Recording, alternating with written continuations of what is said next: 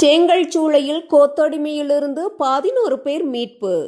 ஆந்திராவின் சித்தூர் மாவட்டம் கொல்லமடுகு பகுதியில் செங்கல்சூளையில் கொத்தடிமையாக வைக்கப்பட்டிருந்த குடியாத்தம் மற்றும் பனையூரை சேர்ந்த 2 குடும்பங்களைச் சேர்ந்த 6 குழந்தைகள் உட்பட 11 பேரை வருவாய்த்துறையினர் மீட்டனர்.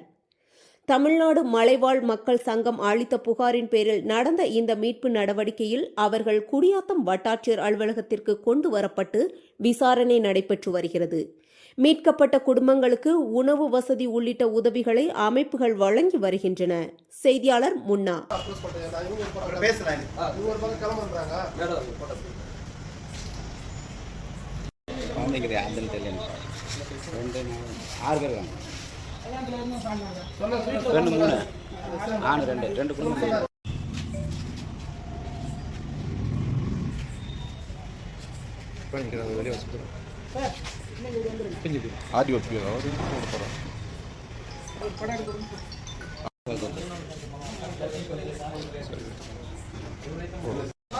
கொஞ்சம் போகிறோம்.